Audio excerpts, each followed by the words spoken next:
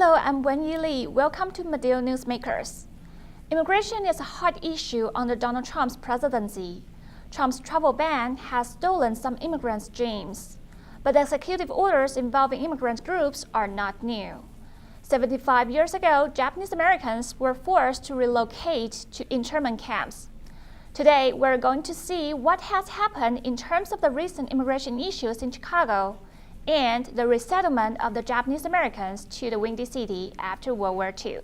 President Donald Trump was expected to sign executive orders to build a wall with Mexico and deport illegal immigrants. In late January, Chicagoans protested Trump's first executive order. Stand up, fight back! What do we do? Stand up, fight back! More than 10 immigrant organizations are condemning President Trump's executive actions right outside the Chicago Immigration Court. Trump wants to punish undocumented immigrants in cities like Chicago for not doing the work of federal immigration enforcement. In addition, he wants to criminalize black people and immigrants in general, as well as refugees, Arabs, Africans, and Muslims more specifically. President Donald Trump wants to clamp down on sanctuary cities like Chicago. Activists want to unite different racial communities and also resist Donald Trump's anti-immigration policy. Chicago must be a welcoming city for all immigrants and refugees and all targeted communities. And by all, we mean all of our people. And we encourage other cities to do the same. They can defend their rights to be sanctuary cities. We also encourage members of the immigrant community to seek legal advice. You have constitutional rights. The group represented Asian, Mexican, Muslim, and African Americans. This is the fight. The fight is to defend our communities as strongly as we can, and at the same time continue to push back legally, politically, against these policies. Although the crowd is relatively small, they hope to represent diverse voices to the nation. On January 27th, President Trump signed an executive order banning travelers from 7 Muslim-majority countries. In response to that order, on January 28th, more than a dozen travelers at Chicago O'Hare Airport were detained. As a result, an emergency protest of thousands broke out. I believe that we will win! I believe that we will win!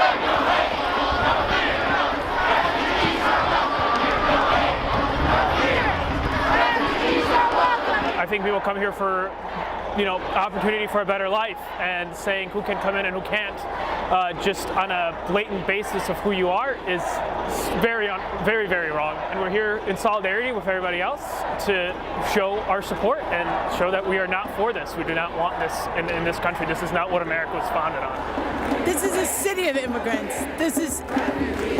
We all came from somewhere else. My grandparents came from Germany and Ireland. I can't stand this. It's like what happens to one of us happens to all of us, like my sign says.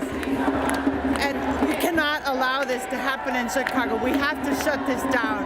Make room for everyone in this country, because that's our Constitution. Those people that have green cards have just as many rights as we do. No hate, no fear. Immigrants are welcome here. No hate, no fear. Show me what democracy looks like. This is what democracy looks like. Show me what democracy looks like. This is what democracy looks like. On January 30th, Trump fired Attorney General Sally Yates because she refused to enforce the executive order. On February 2nd, the Trump administration eased the travel ban for green card holders. The next day, a federal judge temporarily restrained the order. On March 6th, Trump signed a new travel ban exempting Iraq, but keeping the other 6 countries. On March 4th, the Illinois Coalition for Immigrant and Refugee Rights held an immigration summit. The group asked elected officials to promise to make more welcoming Illinois. U.S. Representative Jen Schakowsky, Cook County Commissioners, state representatives, and Chicago aldermen were there. Will you commit to oppose any legislation that would further restrict refugee resettlement or ramp up deportations and enforcement, and personally use your authority to disrupt deportations in the way described earlier? Yes. Yes. We have before, except, you know, this is the anniversary of the time that the Japanese Americans were interned, the sad anniversary. We cannot let that kind of atmosphere create the fear in so many Americans right now, and we stand united. You would have thought that we had learned our lesson from the shameful chapter in our history of interning Japanese Americans, loyal Americans, families, disrupting their lives. And here we are again. It's not just the Muslim ban, which of course is completely racist, unacceptable, but it's also people who have come as immigrants to the United States of America, who are living in fear right now that their families are going to be pulled apart, that parents are going to be separated from their children.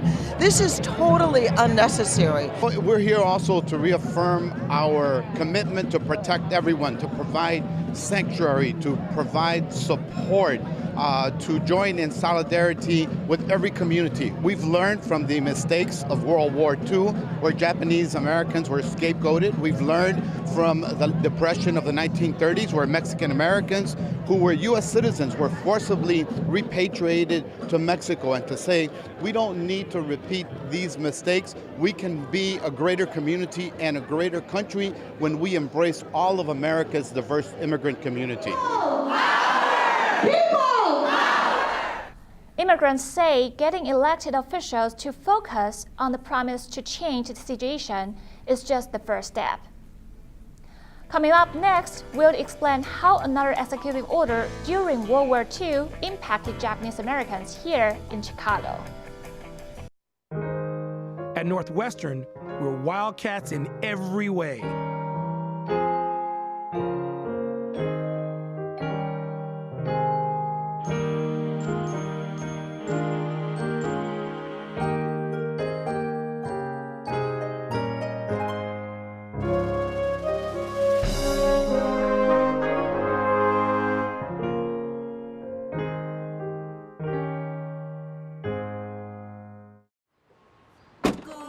Northwestern, break right through that.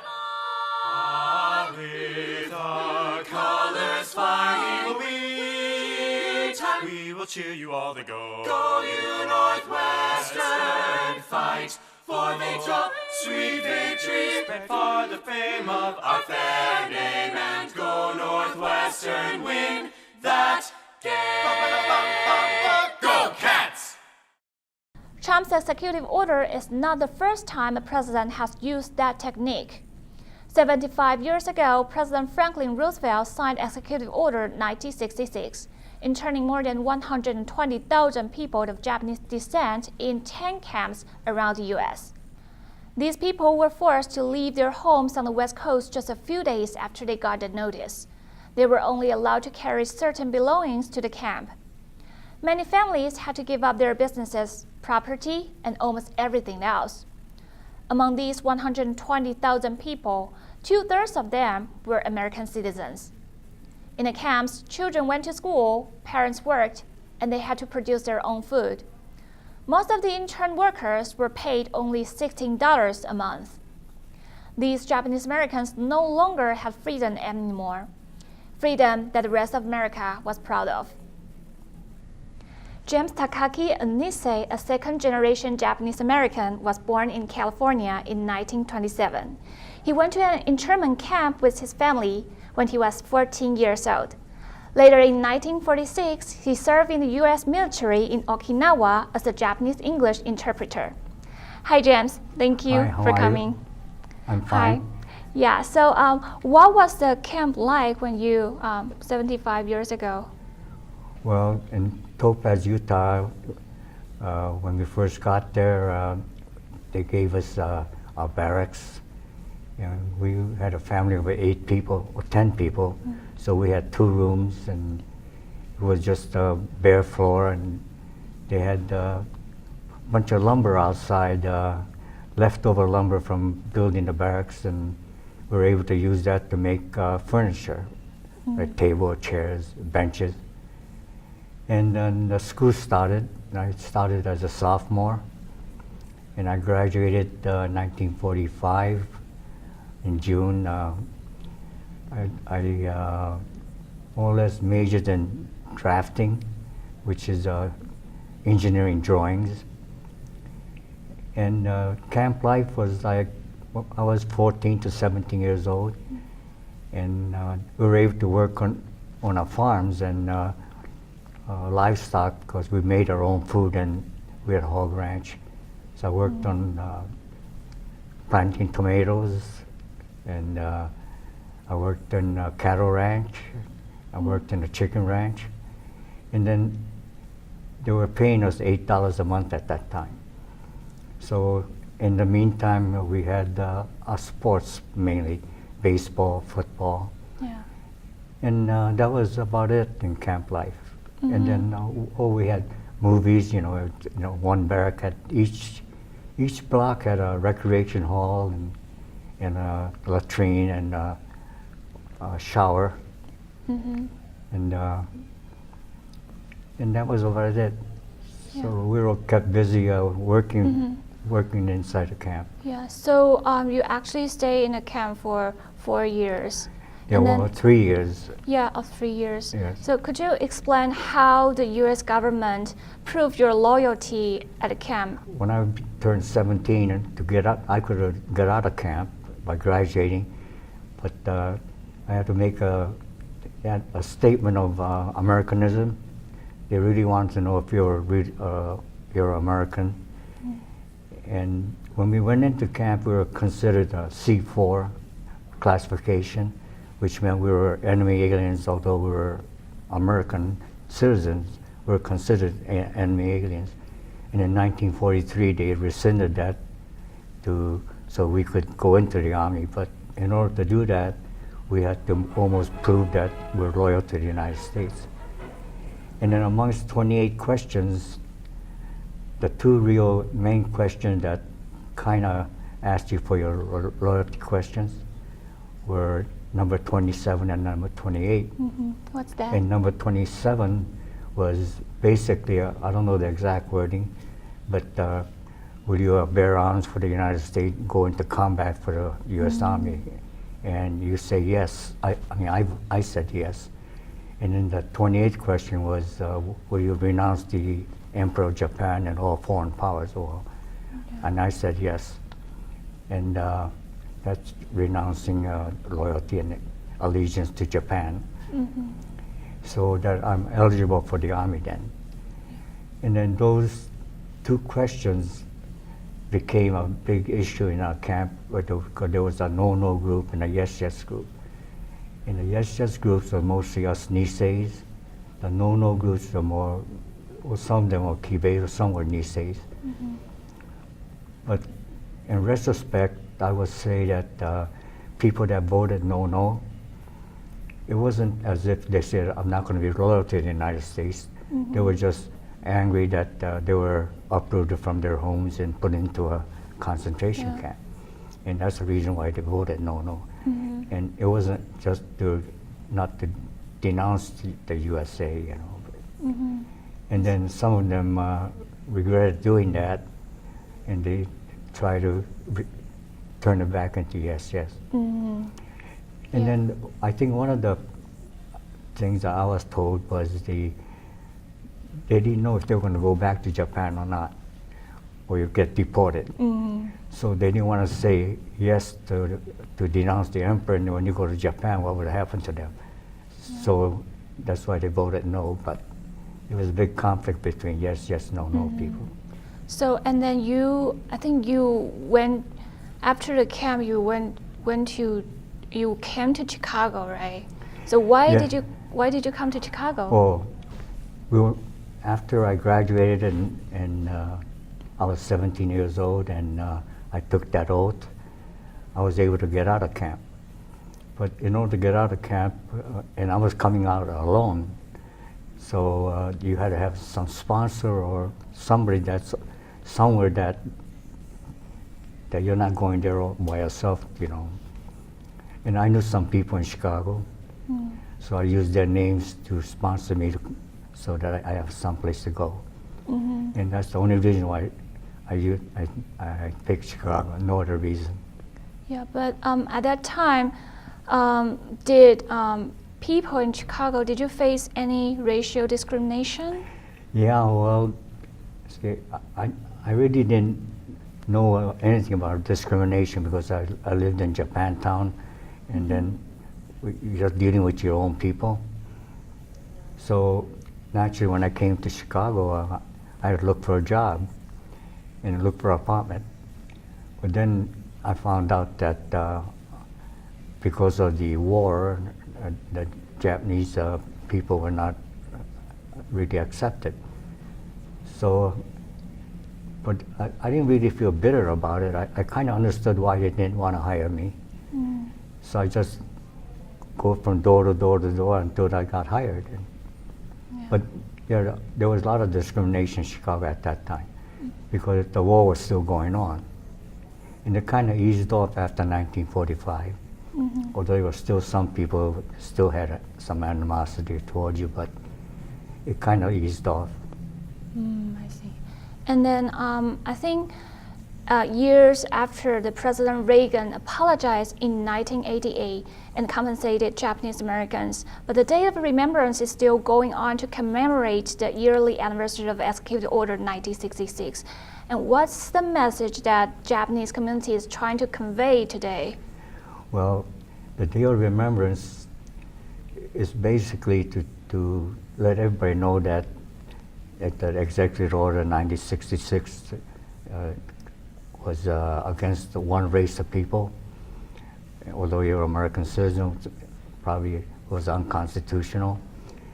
And the Day of Remembrance that we have every year, that February 19th, is to remind people that this is the stuff that went on, and then we don't want that to happen to any other people. And it's more important today because of the talk about the Muslim ban and all that. Yeah. And we want everyone to know what happens when this type of order comes out. So, so basically we're trying to educate the community. Thank you so much. Yeah, you're welcome. So after the break, we will explore how one Japanese group in Chicago is reacting to the current immigration ban and what's the future of immigration in the next 4 years. Why spend your entire life looking for some on-ramp to the road to opportunity when there's already a well-traveled path? So you may be wondering, what does that path look like? Is it paved with gold? Well, here's a hint. It's actually paved with purple. Northwestern University. Your road starts here.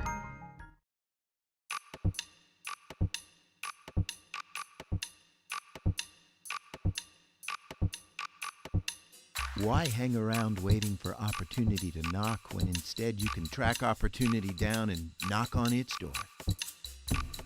You might ask, what's the best way to identify where opportunity lives? Here's a hint. Its door is colored purple. Northwestern University. Opportunity awaits your knock. Only 400 Japanese lived in Chicago before World War II. But more than 20,000 Japanese Americans resettled to Chicago after leaving the camps. In 1946, the Chicago Resettlers Committee, which was the former JASC, Japanese American Service Committee, was founded. It was aimed to assist Japanese to find homes. But today, JASC plays an important role socially and culturally. This year is the 75th anniversary of Executive Order 1966. JASC and 3 other Japanese groups held a 2-day event for the Day of Remembrance, inviting Japanese Americans who were in the camps to share their stories. The reason why the Day of Remembrance continues to go on is that, first of all, the actual history, even to this day, is not really widely understood or known, right? And so by virtue of that reality, I think it's just very important for our community as well as the larger community to, have this happen year over year over year. And And then, you know, in 2017 with, you know, talk of bans and, you know, registry of people, it's history, you know, in some levels, the same sorts of rhetoric and thinking happened. I mean, that's how the concentration camps of, you know, World War II came to be a reality. Here we want to welcome Ryan Yokota, the Legacy Center Manager from JASC. Ryan is also an instructor teaching Asian American history at DePaul University. Hi Ryan, welcome. Hi, thanks for having me. Yeah. So how do you think different groups interpret the internment of Japanese historically? Sure. I think that certainly for the Japanese American community, this is a really big part of our community history. And I think that for us who have family members and relatives who were incarcerated during World War II, myself personally, my great-grandfather was incarcerated during World War II after spending some 43 years here in the United States. Mm-hmm. I think for families like myself who have that kind of experience, and for the Japanese American community overall, I think that the wartime incarceration experience is really a cautionary tale and also a call for action. Namely, we need to be vigilant in terms of making sure that these kinds of incidents never happen again. And I think that the way that we interpret it, of course, is that this whole incarceration process was the result of really long-standing processes of racial exclusion in the United States that culminated during the wartime period as a result of really a lack of political will, a lack of political leadership, and also wartime sort of hysteria, race hysteria, and fears about national security.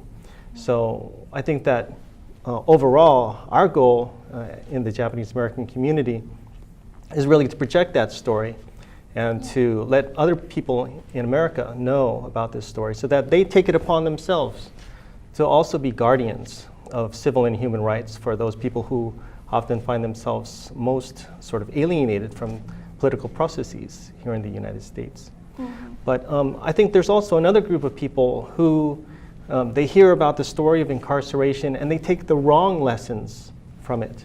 Namely, certain people who have looked at Japanese American incarceration and say to themselves, oh, well, this gives us an excuse to try to do something similar in the future against other groups in the name of national security, or as a way to quote unquote protect either ourselves or themselves or other groups in times of really crisis. Mm-hmm.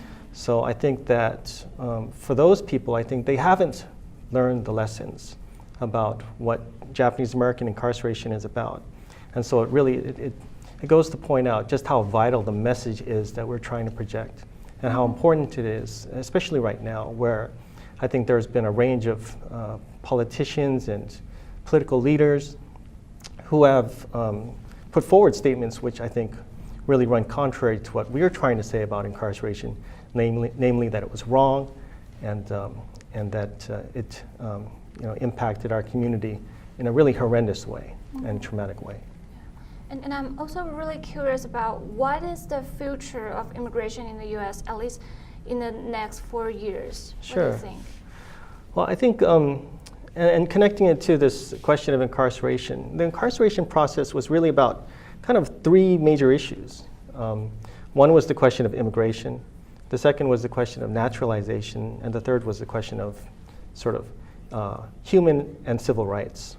Human rights for those who are non-citizens and civil rights for those who are citizens as well as non-citizens. And I think recently, the issue of immigration has certainly become more prominent again. And we really have to kind of see what's behind that discussion.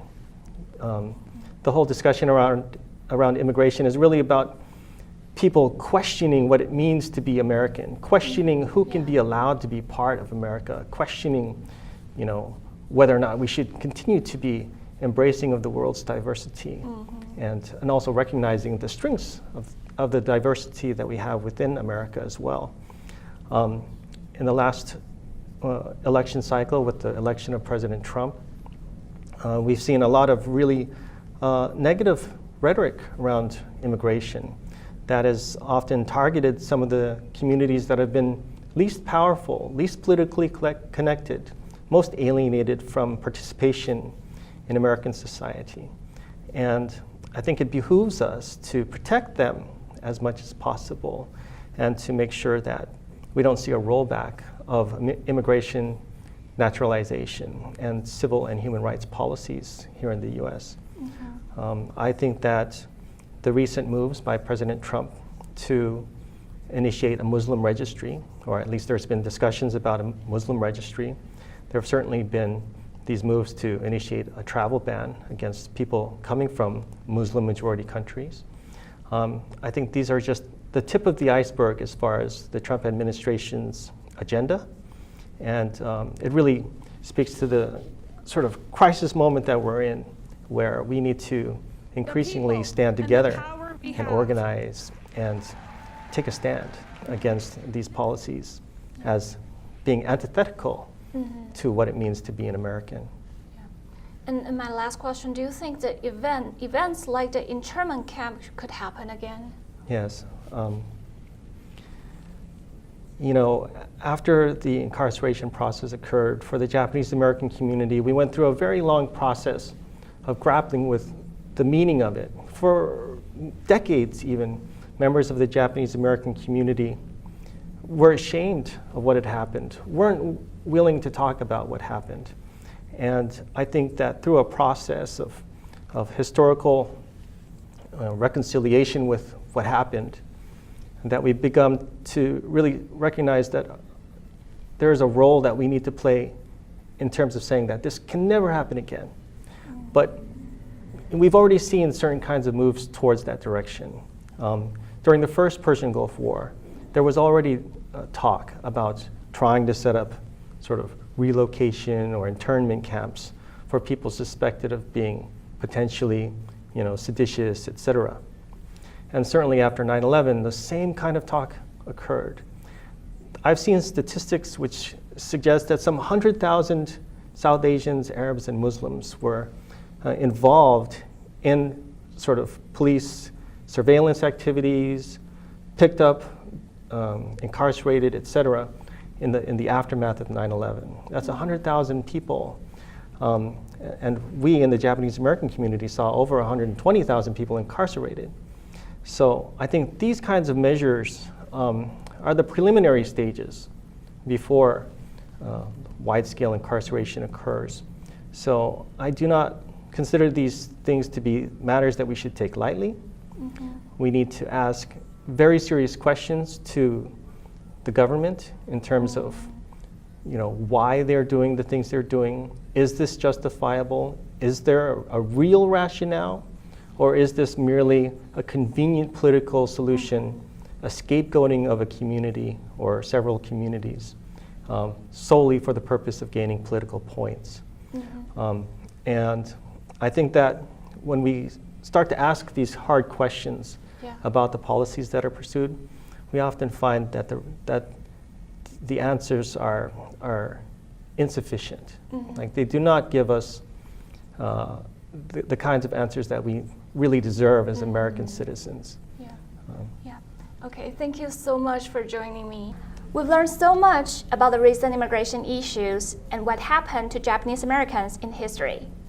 As a sanctuary city, Chicago is home to many immigrants.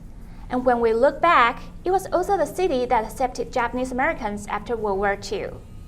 Their history was not well known, but the Japanese community is trying very hard to tell people, don't allow the ordeal to happen again. That's all for this episode of Medill Newsmakers. Thank you so much for joining us. I'm Wen-Yee Lee. Have a great day.